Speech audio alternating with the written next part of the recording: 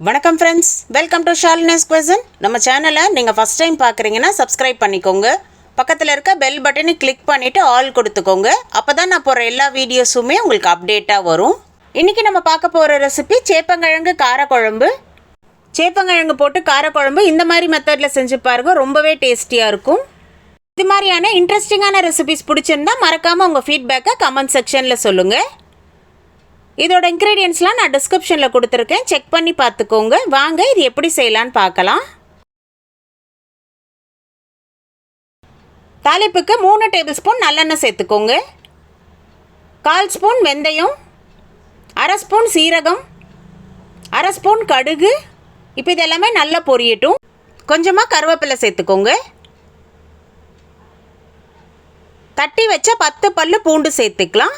இப்போ இதெல்லாமே பூண்டோட ஃப்ளேவர் வர வரைக்கும் நல்லா வதக்கி விடலாம்.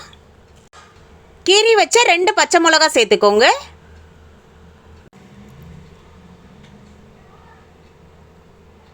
பொடியாக நறுக்குனா ஒரு பெரிய வெங்காயம் சேர்த்துக்கோங்க. இப்போ வெங்காயம் நல்லா வதக்கி விடலாம். நீல வாக்கில் நறுக்குனா 2 தக்காளி சேர்த்துக்கலாம். இப்போ வெங்காயம் தக்காளி எல்லாமே நல்லா வதங்கட்டும்.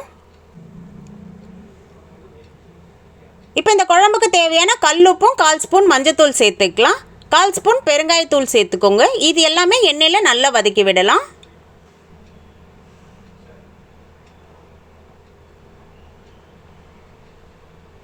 வெங்காயம் தக்காளி இந்த அளவுக்கு வதங்கணும்னா இந்த குழம்புக்கு தேவையான மசாலா சேர்த்துக்கலாம். 2 ஸ்பூன் சாம்பார் பொடி, 1 ஸ்பூன் தனியாத்தூள், 1 ஸ்பூன் சில்லி மிளகாத்தூள் சேர்த்துக்கோங்க. இப்போ இந்த மசாலா எல்லாமே எண்ணெயிலேயே நல்லா வதக்கி விடலாம்.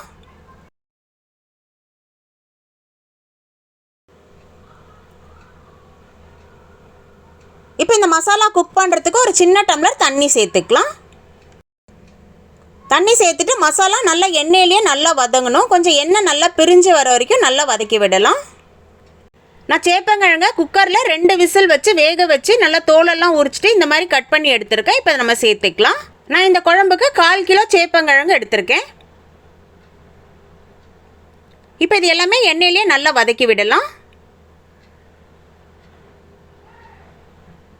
சேப்பங்கிழங்க இந்த மாதிரி வதக்கி விட்டால் தான் உப்பு காரம் எல்லாமே நல்லா பிடிக்கும்.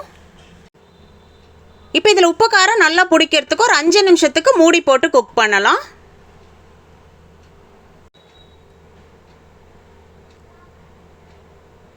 இப்போ இது ஒரு வாட்டி நல்லா கலந்து விட்டுருங்க. இப்போ இந்த குழம்புக்கு ஒரு எலுமிச்சைப்பழ சைஸ் புளியை நல்லா கரைச்சி எடுத்துக்கலாம்.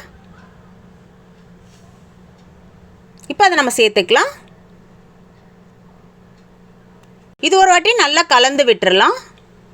குழம்பு கொஞ்சம் திக்காக இருக்குது. நம்ம ஒரு சின்ன டம்ளர் தண்ணி சேர்த்துக்கலாம்.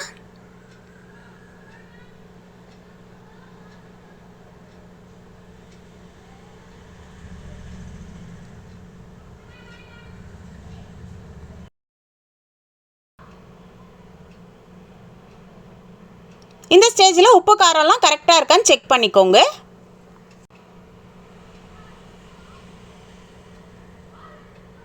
குழம்பு நல்லா எண்ணெய்லாம் பிரிஞ்சு வர வரைக்கும் நல்லா கொதிக்க விடலாம்.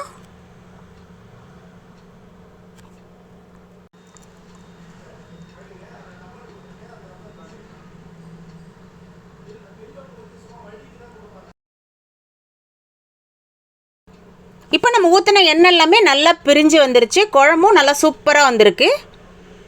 கார்னிஷுக்கு பொடியாக நறுக்குன்னா கொத்தமல்லி சேர்த்துக்கோங்க. அவ்வளோதான், நல்லா சூப்பராக ரெடி ஆகிடுச்சு பாருங்கள். சேப்பங்கிழங்கு காரக்குழம்பு ரொம்பவே டேஸ்டியாக இருக்கும். கண்டிப்பாக ட்ரை பண்ணி பாருங்கள்.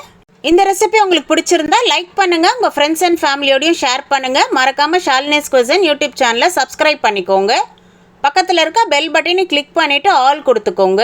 அப்போ தான் நான் போடுற எல்லா வீடியோஸுமே உங்களுக்கு அப்டேட்டாக வரும். எப்படி இருந்துன்னு கமெண்ட்லேயும் சொல்லுங்கள். தேங்க்ஸ் ஃபார் வாட்சிங்.